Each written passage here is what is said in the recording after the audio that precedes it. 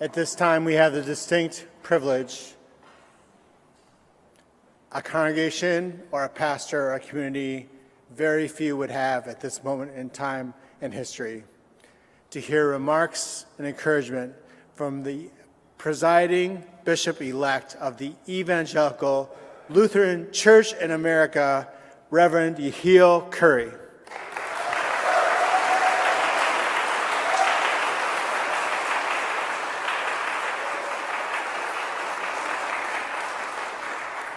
I will be really brief. Thank you, and my apologies about the sermon. Me and my wife, LaShonda, is coming in from Houston, and when you give your word, you do your best to honor it. So I knew I was on the program today, and I wanted to be able to honor it. And she's going to really be mad that I'm doing this, but I want to at least acknowledge my wife. I know she's here somewhere. I know she came in with me. All right, listen.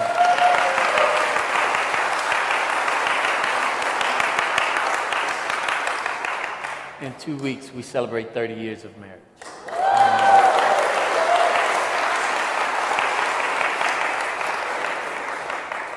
Steve talked about this earlier. For an entire year, I've meditated on the mission statement of the Metropolitan Chicago Synod. In Jesus' name, to proclaim the gospel,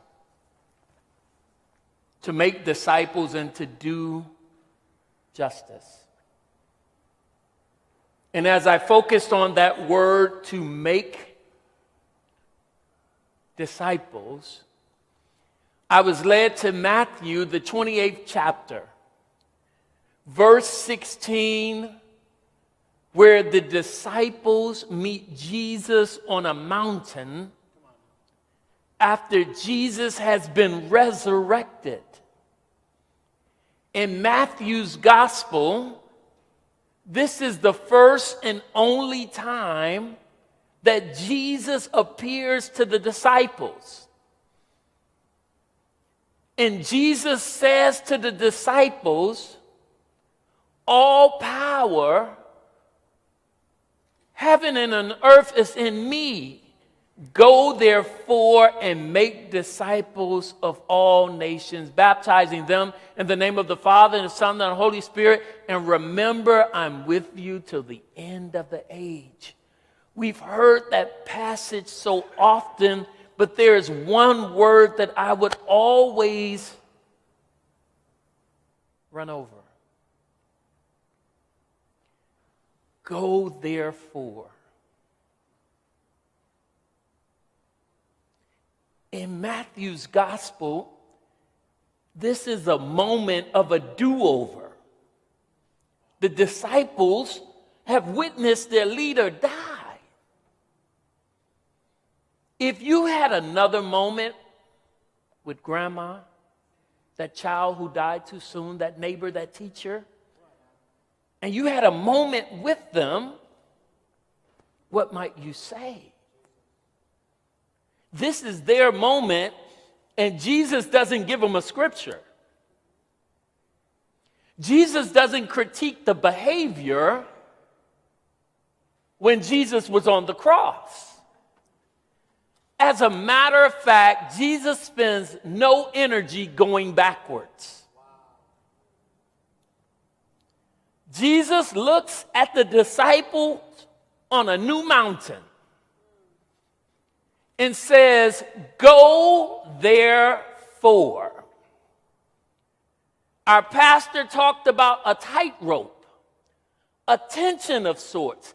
There is a tension in going.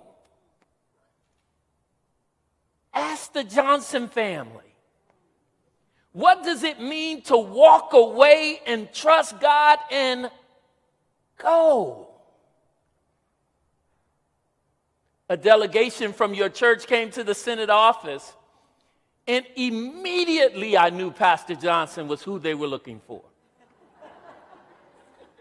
I said, "I think I have someone." And then I met another delegation at the youth lock-in. And again, It didn't matter what I thought.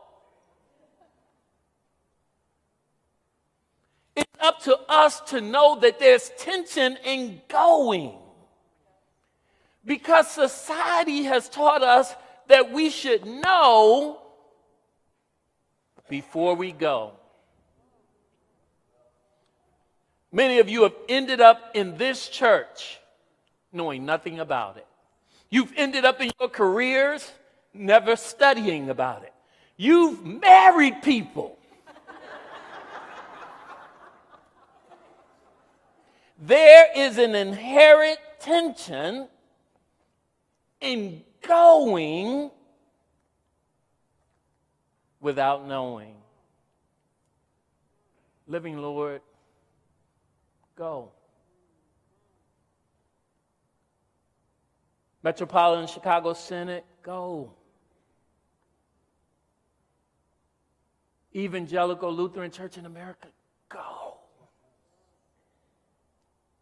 Church, let us all go therefore.